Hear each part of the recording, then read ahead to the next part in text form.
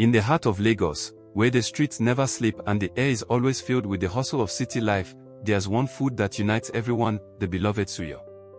It's the scent of sizzling spices, the taste of tender beef, and the crunch of fresh onions that makes it the perfect comfort food after a long day. Jide had just finished his workday in the heart of Lagos and was walking home.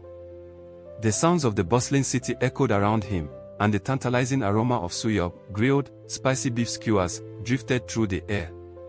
He had walked this route countless times, always making a pit stop at Mr. Obina's suya joint. It was a staple in his routine, something he looked forward to, especially on days like this when he was exhausted and in need of comfort. The suya joint, a modest stand located on the busy OPB road, was quiet today, with only a few customers gathered around the grill.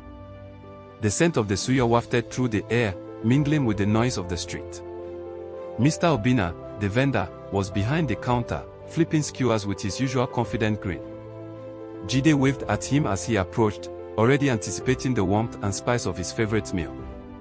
Mr. Obina greeted him with his usual smile, but there was something different in the air tonight.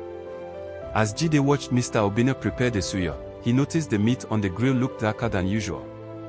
The skewers shimmered with an unnatural sheen, as though they had been coated with something oily. Something didn't sit right. Jide narrowed his eyes, but Mr. Obina seemed oblivious, carrying on with his work. He handed Jide his order with a bright smile, urging him to enjoy.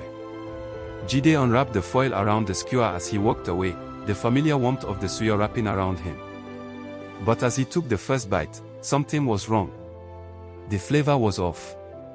There was a metallic aftertaste that lingered long after he swallowed. It wasn't the usual tangy, spicy buzz that he loved. Instead, it left an unpleasant taste on his tongue, a strange bitterness that made him pause.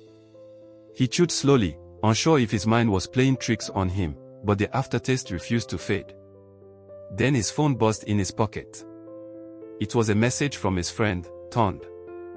Jide opened it quickly, his eyes scanning the message. "Bro, I just found out that Obina's suya is tainted with chemicals. People are getting sick. Stay away, I'm telling you." The blood drained from Jide's face as he reread the message, his stomach churning. The metallic taste, the discomfort, it all made sense now. He dropped the skewer, the taste of betrayal settling heavily in his stomach. Without wasting another moment, Jide turned on his heel and headed back to the suya joint. He needed answers, and he needed them now. When Jide arrived at the stand, the scene was different. The usual rush of customers was absent. A few people stood around, looking uncomfortable. Mr. Obina stood behind the counter, his face pale, wiping his hands nervously on his apron. Jide approached him quickly, a cold fury rising within him. He demanded an explanation, his voice shaking but firm. Mr. Obina stammered, telling Jide that the supplier had promised the meat was safe. They had added chemicals to preserve the meat, make it last longer, and enhance its freshness. He hadn't realized the consequences of using such a supplier, he admitted, his voice breaking. The crowd began to murmur, some people growing visibly ill, clutching their stomachs. One woman stumbled to the side, vomiting, and a man began to sweat profusely.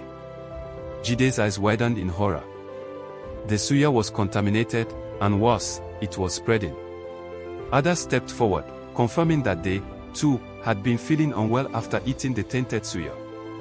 As the crowd grew restless, Jide felt a sense of dread wash over him. The news had spread quickly. Someone pulled out a phone, recording the scene, while others began calling the authorities. Soon, health officials arrived, followed by the police. They questioned Mr. Obina, who tried to explain himself, but the damage was already done. The joint was shut down, and an investigation was launched into the supplier. The truth quickly came to light. The meat had been contaminated with dangerous chemicals to make it appear fresh. Jide stood to the side, his body rigid with anger and disgust. He couldn't believe what he had just learned. His favorite food, the one comfort he always relied on, had been tainted with lies and greed. He watched as the authorities took Mr. Obina away, and the once popular suya joint was closed down for good. Days passed, but Jide couldn't shake the feeling of betrayal. Every time he walked past the suya stand, the familiar aroma of grilled meat no longer brought him comfort. Instead, it reminded him of that night, the night he learned the painful truth about the food he had always trusted. The incident spread like wildfire across Lagos.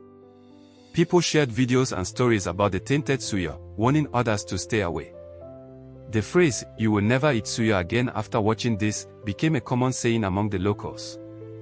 The once iconic suya joint had been permanently shut down, and the supplier was blacklisted. Mr. Obinna, who had built a reputation over years, was now seen as a cautionary tale. For Jide, it wasn't just about the food. It was about the trust that had been broken. He would never be able to look at suya the same way again. The betrayal had left a permanent scar on his memory, a reminder that not everything that seemed perfect on the surface was what it appeared to be. He'd never forget that night, and he knew he wasn't the only one who had been affected. As he walked away from the scene, he couldn't shake the haunting thought, "You will never eat suya again after watching this."